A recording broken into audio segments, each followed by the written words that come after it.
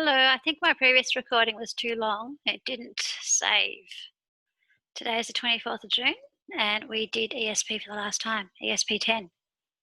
And we are looking at this PowerPoint, which I'll take to the beginning so you can see it all.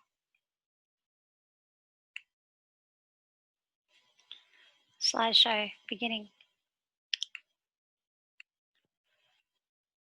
Slideshow from the start. Here we go.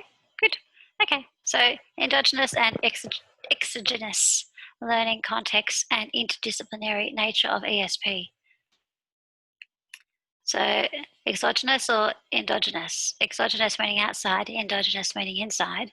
You can look at it from two perspectives in the area of ESP, meaning endogenous would be within a university. So endogenous variables would be like increased staffing, better resources, changing the timetable, whereas exogenous variables for an ESP student would be fees being reclassified by the government, visa laws changing, the niche markets coming and going, and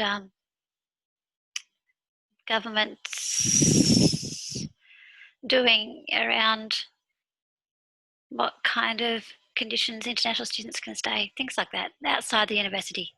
And then looking also at exogenous and endogenous in the ESP teaching sense, in that endogenous ESP classes can be used in that they're the classes that are taught in an English-speaking country, and exogenous are those outside, like Thailand, France, Colombia, those sort of places. And so from an institution's point of view, you could say endogenous would be these sort of things, and exogenous would be those. So outside, inside. And we talked about that if it's an endogenous ESP course, it might be a bit more difficult. Yeah, because, well, exogenous, I mean, because no one speaks English there, so they have a lot of simulated environments where they have the English there through listening devices, so you need to be more tech savvy and more emphasis on having a good quality teacher, as opposed to endogenous ESP classes where you're immersed in English anyway. Okay, we looked at this as an example of exogenous and endogenous, saying that if you change the conveyor belt, that's within the factory, so it's an endogenous variable, but the outside weather, we can't change that. So that's exogenous. Now we talked about what does interdisciplinary mean. We said that intra is within, multidisciplinary is working independently, but lots of. Cross is where they might cross over but don't interact much. Interdisciplinary is a lot of interacting. So you have one unit of work, one topic, doing it across, for example, math, science, and technology. For an ESP world, if they were studying something else, you might have, if it was medical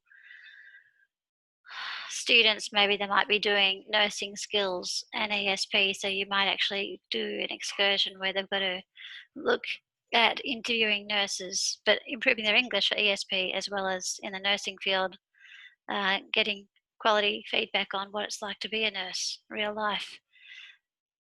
Advantages and disadvantages is working as a nurse. And transdisciplinary is going through one to the other. Okay, so looking at interdisciplinary and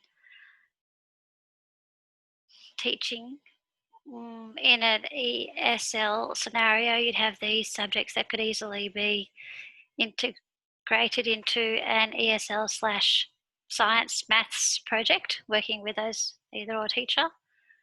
Interdisciplinary approach involves the students having an input on what they're doing as well. So you give them a choice of different things,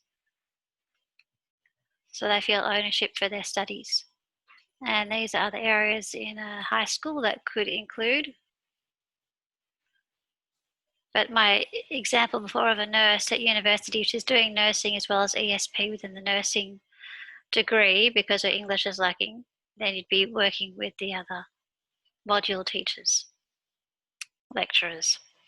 Ways of knowing, so it's ways of getting information, and other areas that may be included. projects and activities they could do. Learning processes such as these things, like brainstorming when you first start off. Have the students brainstorm questions they might ask the nurses when they interview them. And summary why interdisciplinary and style of teaching is beneficial for the students. And we looked at various linguists' opinion about this, like Sternberg suggested that because students learn a variety of ways, it's a good idea. And Howard Gardner suggested that we're all a different type of learner, or combinations of linguistic, logical, mathematical, spatial, musical, interpersonal, intrapersonal. So inter meaning with other people, intra within yourself, knowing yourself.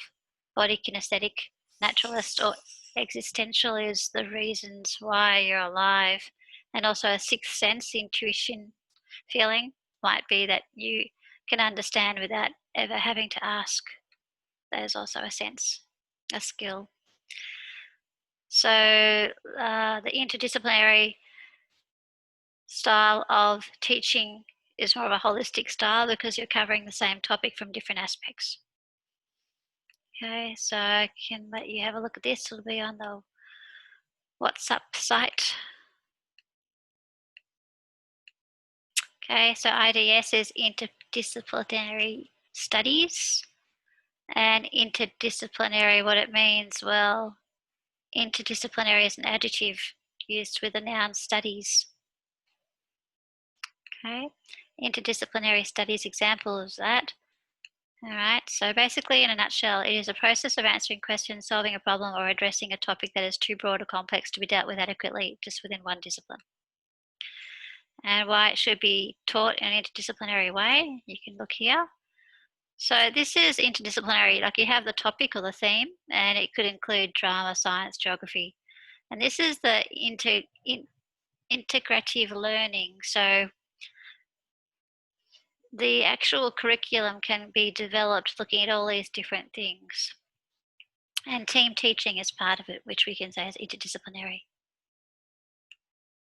Okay, and how, second half of our class today was how ESP is changing. So there is more of English language purposes. So how to teach English language, English management purposes, English business purposes, English for theses and dissertation writing purposes, English for research and publication purposes. You can read that in your own time. What is the purpose of interdisciplinary studies? Well, that's just going back to what we said before. These are some of the benefits of IDS. Okay, and the future of ESP, basically saying that there is no conclusive